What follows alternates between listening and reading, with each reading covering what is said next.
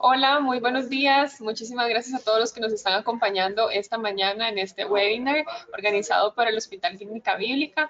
Hoy tenemos el gusto de tener a la doctora Rolanda Gil. Ella es especialista en otorrinolaringología y hoy vamos a hablar de un tema muy importante que es el uso de audífonos y la prevención de la sordera. Muchísimas gracias, doctora, por su espacio y por este ratito para contarle un poquito más a nuestros asistentes.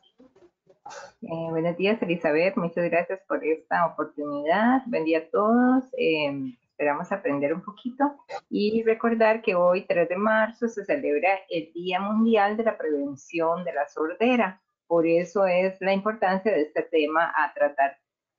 Perfecto, nada más recordarle a todos los asistentes que pueden empezar a poner sus dudas, sus consultas a través del chat que tenemos en esta plataforma y al final de la presentación de la doctora vamos a estar escogiendo algunas de las preguntitas para ir ayudándoles ustedes a aclarar un poquito el tema. Así que yo la dejo, doctora, para que usted empiece y nos vemos ahora en un ratito. Bueno, muchas gracias. Eh, bueno, el tema es el uso de audífonos en la prevención de la sordera. Sin embargo, vamos a hacer un recorrido general por el tema de la audición, ¿verdad? Es importante diferenciar estos tres ítems que son los audífonos o prótesis auditivas, son los que se usan para rehabilitar la pérdida de la audición. Las otras, que son los protectores auditivos, son las orejeras que se usan sobre los oídos cuando uno trabaja con ruido, ¿verdad? En una industria, un trabajo ruidoso, en maquinaria, talleres, etcétera, o que usa para prevenir el impacto del ruido en el oído. Y del tema que vamos a hablar son los auriculares, que son los auxiliares que transmiten el sonido de un dispositivo electrónico al oído. En estos casos vamos a ver cómo es que se escucha, ¿verdad? Entonces tenemos la parte del oído externo, que es el pabellón, que va a recoger en forma de antena el sonido que viene por el aire y produce una vibración moviendo la membrana timpánica y la cadena de huesecillos, que son tres, ¿verdad? El martillo, el yunque y el estribo. Esos van a tener un impacto mecánico en el oído interno produciendo una onda eléctrica, la cual va a fluir a través del nervio auditivo al cerebro. En la zona auditiva, que es acá, es donde se interpreta el sonido. Es importante ver dónde está localizada esta zona. Esa es en el área temporal, o sea que sería el área sobre el pabellón auricular. Si aquí vemos esta imagen de la cabeza, más o menos sería aquí, encima del pabellón. Y aquí podemos ver las estructuras internas que ya habíamos hablado, ¿verdad? Que el nervio auditivo va acá, se acompaña con otro nervio que es el vestibular. Entonces, en ocasiones, cuando hay traumas de esta zona, se puede asociar la pérdida auditiva con problemas de estabilidad. Actualmente en el mundo, el 20% de las personas a nivel mundial eh, se ha diagnosticado por estadísticas que tienen hipoacusia. ¿Qué es la hipoacusia? Es la pérdida de la percepción auditiva que nos va a impedir comunicarnos adecuadamente. Esto va a influenciar en la persona anímicamente, emocionalmente, va a tener más problemas de aprendizaje en los niños, en los adolescentes falla la comunicación, va a producir más aislamiento social y va a influir en el deterioro cognitivo a largo plazo. Esto va a requerir mucho esfuerzo a nivel familiar, institucional, para poder rehabilitar a esas personas. Así que para el año 2050 se espera que el 25% de la población mundial ya eh, tenga problemas de audición. Es por eso la importancia de la prevención en ese sentido. Entonces, ¿qué tipos de hipoacusia podemos tener? Podemos tener congénitas y adquiridas. Las congénitas van a estar en relación a los factores hereditarios. Por ejemplo, si en la familia algún abuelito o algún tío, ¿verdad? Los papás tienen problemas de audición, si es hereditario, pues lo pueden transmitir en los genes a los hijos. Lo otro son los problemas de malformaciones de la formación del pabellón. Estos van a ser de diferentes tipos, desde la forma de la concha del pabellón hasta la ausencia de los huesecillos o una desconexión total entre el oído externo y el oído interno, produciendo problemas de comunicación eléctrica entre el medio externo y el cerebro. Los otros factores se pueden estar relacionados al momento del parto. Por ejemplo, problemas de desoxigenación, ¿verdad? Baja respuesta al nacer, eh, algún problema infeccioso, meningitis que puedan tener. Y de las adquiridas, como dijimos, ¿verdad? También están las infecciosas, pero a nivel en el crecimiento. Por ejemplo, las otitis medias, una rubiola, una viruela, sarampión, una toxoplasmosis y otras enfermedades o síndromes que pueden estar asociados. Las formas adquiridas también incluyen las traumáticas, que son aquellas que se producen por impacto directo a nivel del cráneo, a nivel del oído o de la membrana timpánica y sus estructuras que ya mencionamos. Estas pueden generar, digamos, traumas directos desde las fuerzas que se producen en un accidente de tránsito, con fracturas del cráneo, aplastamientos, caídas, choques, ¿verdad? En jugadores de fútbol, boxeo, otras actividades recreativas. Las traumáticas también pueden ser las casuales, que son el uso de los aplicadores, los cuerpos extraños a nivel del oído y los barotraumas en las personas que trabajan en aviones o en buceo. Las formas de otoxicidad se refieren a las medicamentos que pueda uno usar durante la vida, que puedan dar efectos secundarios o interacciones entre sí que dañen el sistema del nervio auditivo. Y los tumores en personas ya de más edad que puedan lesionar por crecimiento, destrucción local de la zona y que requieran cirugías que se tenga que escoger, ¿verdad? Entre quitar el tumor y resguardar la audición. Entonces ahí son otras formas de hipoacusia adquirida.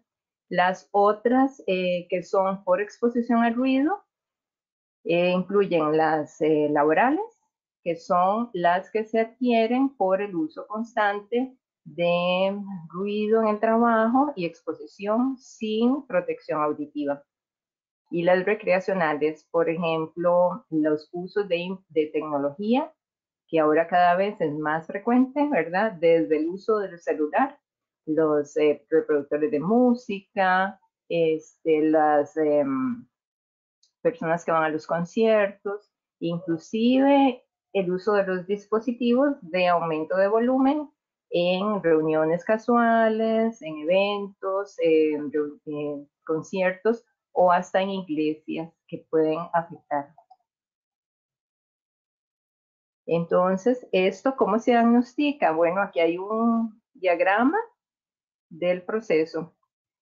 Desde que el niño nace, se hace un tamizaje auditivo neonatal, que eso se incluye en esta ley, que es la 7184. Es un tamizaje obligatorio en el país y que se hace con el fin de diagnosticar desde el nacimiento problemas auditivos. Si al niño se le detecta alguna dificultad, inmediatamente se refiere al especialista, que sería el otorrino o el pediatra, para canalizar pérdida auditiva y saber cuál sería la causa, estudiarlo y tratar de rehabilitarlo. En el desarrollo del niño, ¿verdad?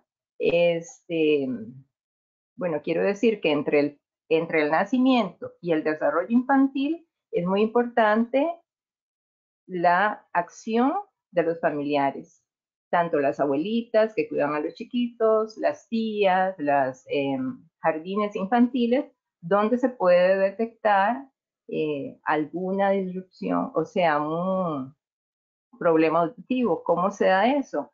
Cuando se ve que el niño no responde al llamado, que no gira a mirar un sonido ambiental como un pajarito, un camión, un carro que pasa o pita.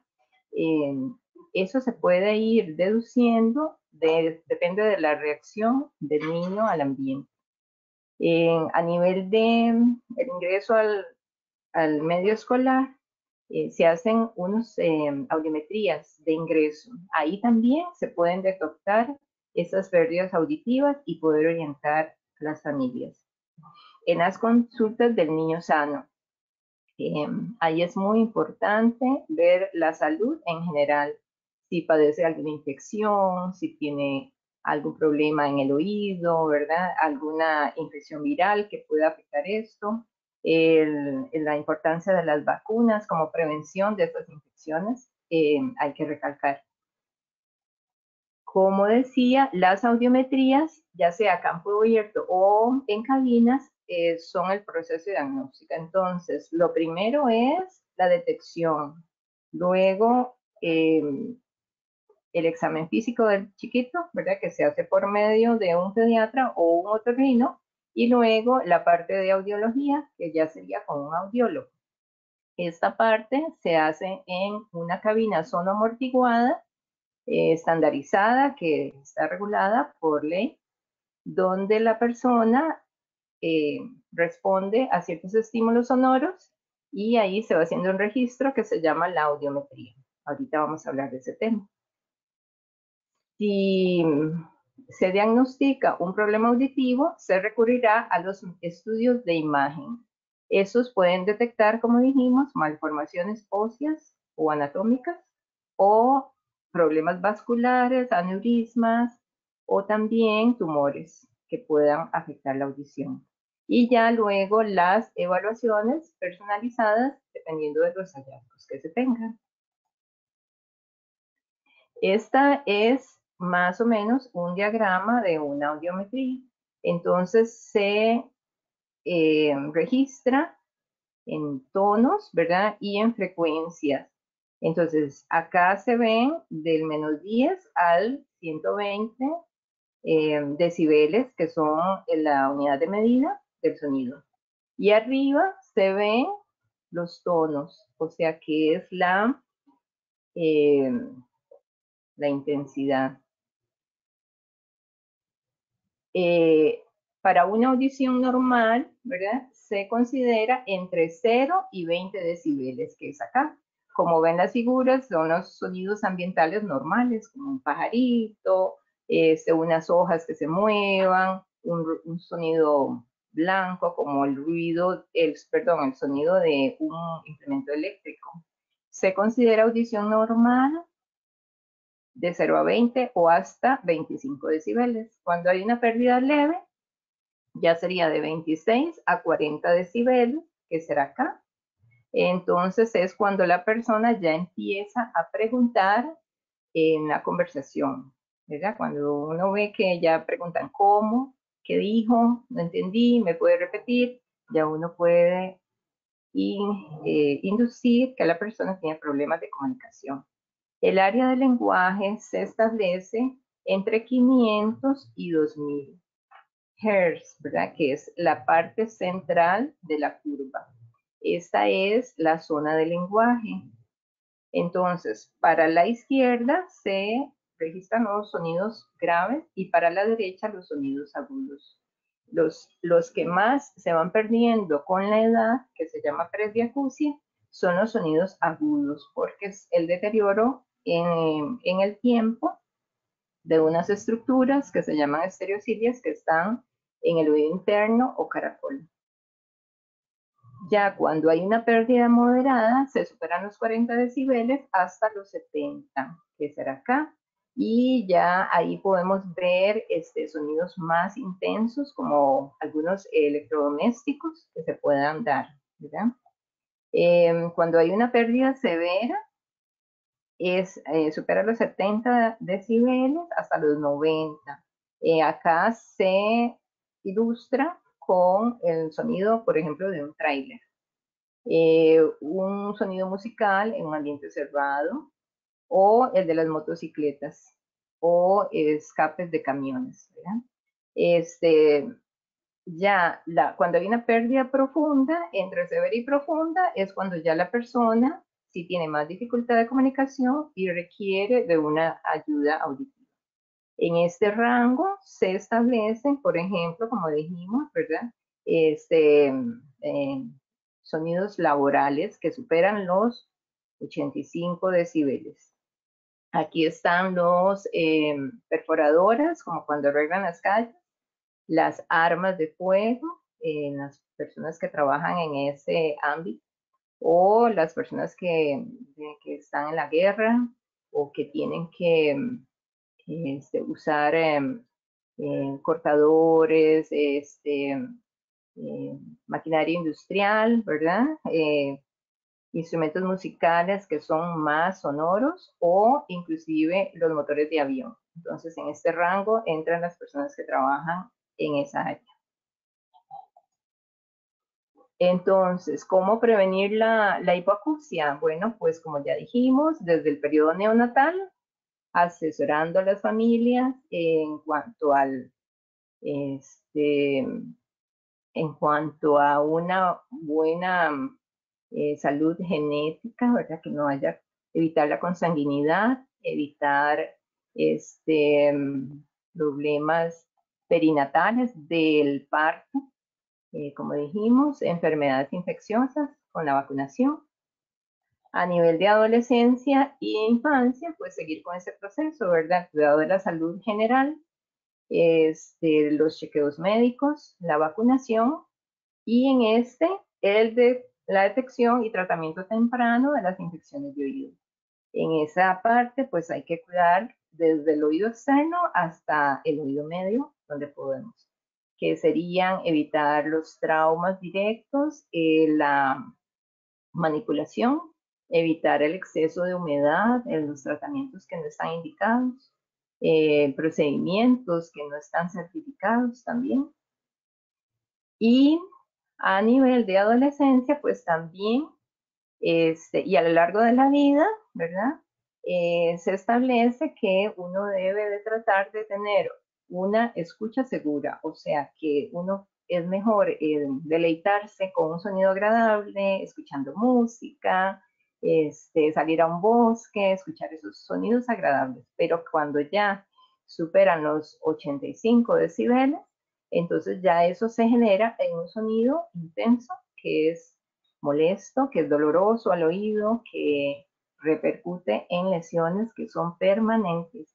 Entonces, ya cuando uno empieza a tener problemas auditivos, hay un aviso del organismo que son sensaciones auditivas, por ejemplo, ruidos, pitillos, silbidos en el oído, sensación de llenura del oído, que ya están avisando que el problema podría ser prevenible, pero si sigue, ya puede instaurarse y ser una hipoacusia permanente, ¿verdad? Entonces, hay que impulsar a los jóvenes a que escuchen de manera segura, y cuando ellos hagan uso de sus implementos, acordarse que un auricular en el oído va a llevar el sonido directamente al tímpano. Entonces hay que tratar de no escuchar más de una hora con el aparato puesto. Hay que hacer descansos, pausas, ¿verdad? Como los recreos, pues igual recreo del oído, del audífono.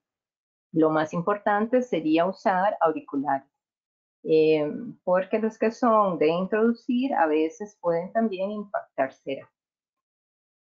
Y luego el control del ruido,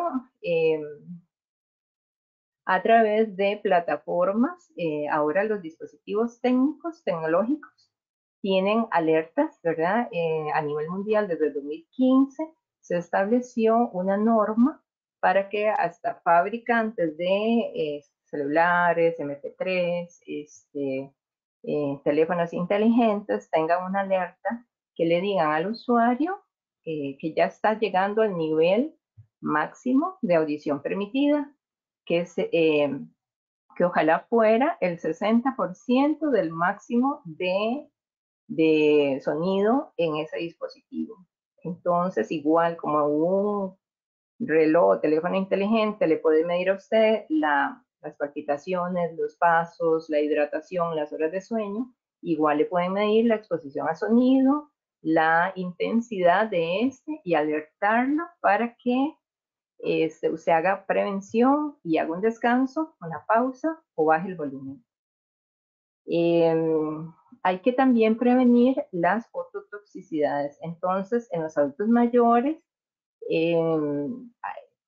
como vemos, hay enfermedades crónicas que puedan requerir que ellos tengan que tomar medicación. Algunos de ellos pueden interactuar o dar efectos secundarios o ser ototóxicos para el oído. ¿Eso qué quiere decir? Que pueden impactar a nivel del nervio, dando una sordera permanente.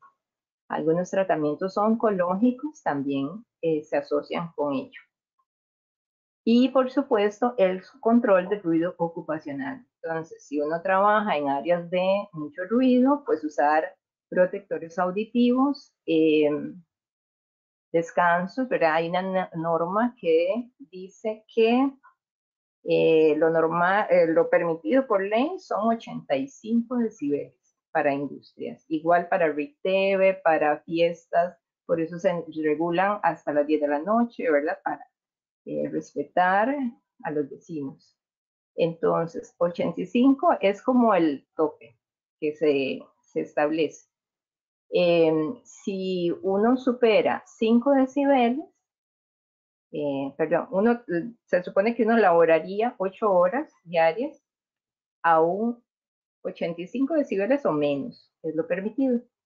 Si se superaran 5 decibeles más, el tiempo se debería bajar a la mitad. O sea que si usted trabajara o se expusiera con los auriculares a 90 decibeles, debería tener un máximo de exposición de 4 horas. Si fueran 95 decibeles, serían 2 horas de exposición. Y si fueran sucesivamente, ¿verdad? Si se incrementa cada 5 decibeles, se va reduciendo a la mitad el tiempo de exposición. Así es que, como pueden ver, el 60% de las hipoacusias a nivel general son prevenibles. Entonces, aquí tenemos algunas recomendaciones de los auriculares, ¿verdad? Entonces, a un bajo nivel, sí se puede usar más de 1 hora, pero cuando ya está a un tono muy alto, más de 100 decibeles o 110, por ejemplo, un concierto, pues no debería superar los 4 minutos. En ese caso, sería recomendable usar los equipos de protección auditivas. Lo otro es tratar de, en esos eventos recreativos, por ejemplo, en conciertos, en iglesias o en eventos sociales, tratar de no estar cerca de los parlantes o los reproductores del sonido. Controlar el volumen, ojalá en 60% o menos del nivel máximo de ese aparato. Y la alerta sí se hace porque entre los 12 y 35 años a nivel mundial, más de 43 millones de personas estarán con una hipoacusia incapacitante. Entonces, la recomendación es que para una audición segura, pues regulemos el nivel de exposición, la intensidad de sonido y el tiempo. Acá hay un pequeño cuadrito de cuándo consultar al otorrino. Pues cuando ya se tienen procesos infecciosos o enfermedades previas que puedan afectar la audición. Cuando ya se documenta un tinnitus o sonido subjetivo de la persona, o se sienta una plétora auditiva. Eso es como cuando las personas dicen, me siento asurumbado, me siento que me oigo por dentro. Ahí hay que discriminar, ¿verdad? Si es por exposición al ruido o si hay algún factor conductivo que esté obstaculizando el paso del sonido del ambiente al oído y al cerebro. Y luego ver si el tiempo de evolución es congruente y consecuente, o sea que los medicamentos o el sonido o el impacto o el trauma estén relacionados con esa pérdida auditiva. Como dijimos, las enfermedades crónicas, entonces una otitis media, una perforación del tímpano, el uso inadecuado de los aplicadores o de tapones que pueden quedarse insertados ahí en el conducto externo. Y ahí sí sería importante pues que el otorrino o el médico de cabecera haga un buen examen físico y una buena historia clínica para ver si es posible mejorar su condición o referir a otro especialista indicado. Muchas gracias. Si tienen alguna pregunta o comentario. Muchas gracias, doctora, por esta charla tan completa.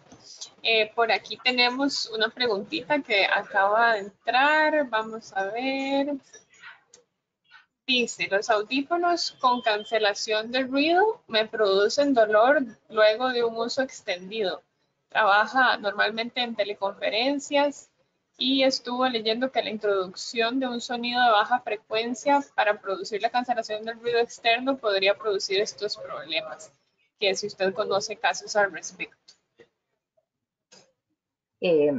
Bueno, en ese caso, ahora por la pandemia está más frecuente el uso de los dispositivos o auriculares para el teletrabajo.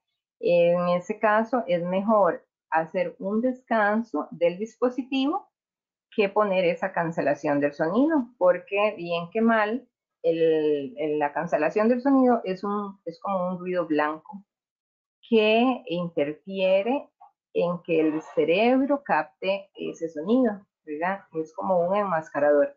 Entonces, ahí hay que ver si el tamaño es adecuado, si lo introduce con mucha presión a nivel del conducto auditivo, y lo otro es las horas de uso. Como ya dijimos, si es un tiempo prolongado, pues pueden ser 8 horas. Sin embargo, ¿verdad? Se establecen los tiempos de descanso. Entonces, cada 3 horas se supone que uno debe de levantarse, descansar los oídos, estirarse, tomar agua, hidratarse. Lo otro es que a veces se usan esos dispositivos de orejera. Entonces uno podría descansar poniéndolo a un lado o usar las orejeras que son de contacto y almohadilla del otro lado y alternarlo de lado. No sé si respondí la pregunta. Sí, perfectísimo. No sé si por mientras esperamos a que nos entre alguna otra pregunta, tal vez recordar su número de contacto, que lo tenía usted en la primera diapositiva, por si En la alguno primera, quiere, ajá, claro. por si alguno quiere apuntar.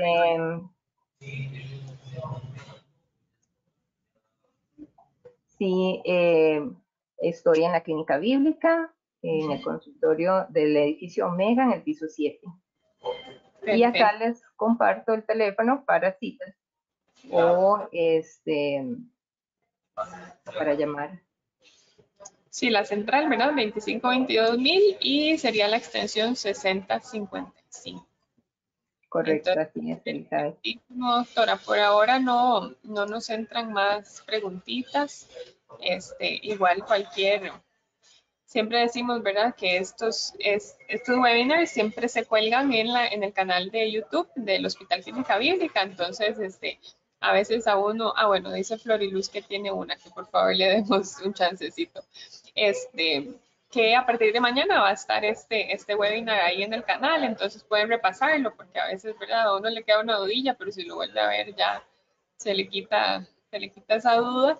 Y también para que puedan compartirlo, ¿verdad? Con alguna otra persona que tenga estos problemas de audición. Aquí nos dice, vamos a ver, doña Floriluz dice, usar audífonos me produce picazón dentro del oído.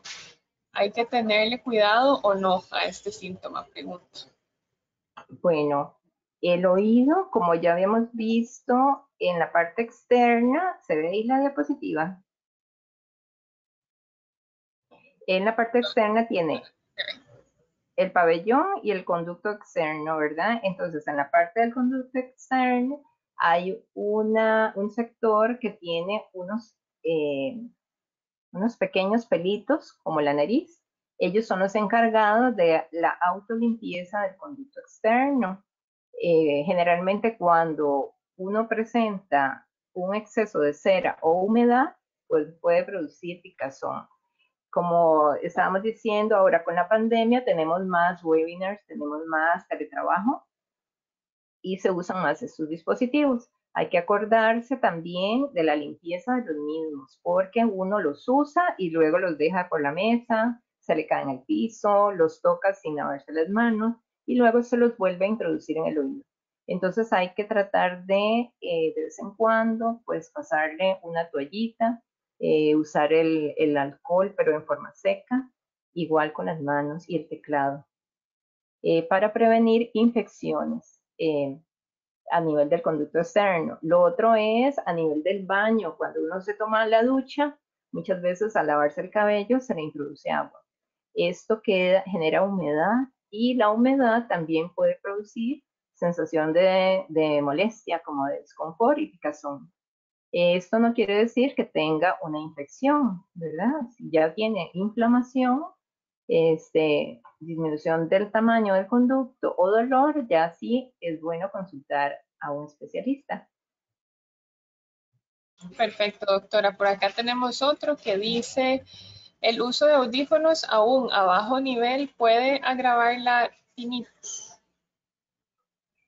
Bueno, como acabamos de decir, el tinnitus es una alerta de fatiga auditiva o de que ya tenemos una pequeña caída en la audición. Entonces, hay que hacer esos descansos a baja frecuencia, pero a tiempo largo. O sea, usted puede estar 8 horas con el aparato, aunque sea a baja frecuencia, sí puede dar cansancio de la parte del oído y claro que sí va a estimular el oído internamente. Entonces, cuando ya hay un tinnitus, ya hay una respuesta del organismo, tanto a nivel auditivo como a nivel emocional. Por acá tenemos uno de seguimiento con lo que usted dice que a la hora de lavarme el pelo, ¿verdad? Me queda como húmedo el oído. Entonces dice que Claro. cuál es la mejor manera de limpiárselos para que, ¿verdad? De evitar esta humedad y tal vez una posible infección. Sí, lo primero es tratar primero de que no se humedezca y que no se introduzca ni espuma de champú o espuma de afeitar en los varones. Si ya se le introdujo el agua, pues entonces lo que podemos hacer es girar la cabeza hacia abajo y traccionar un poco el pabellón, introduciendo un pañito en la parte externa para que por gravedad el agua salga y pueda uno secar la parte externa. Tratar de no usar los aplicadores o instrumentos más filosos como prensas, uñas, palitos, otras cosas que sí pueden traumatizar la membrana timpánica. Entonces, la manera que uno recomienda es que cuando se lava el cabello, mire hacia el frente o mire hacia abajo. Porque si usted se colocara un algodón para tapar el oído, el algodón se puede humedecer y introducir el agua hacia adentro más bien. Perfecto. Y ya la última preguntita dice que tiene 45 años y escucha como grillos. que es permanente el sonido? ¿Qué examen debería de hacerse? Muchas gracias por la pregunta. Esta descripción del sonido como grillos es uno de los adjetivos que se le da al tinnitus o acúfeno, ¿verdad? Entonces pueden ser pitos, campanitas, zumbidos o grillos. En este caso hay que ver, como dijimos, los antecedentes familiares.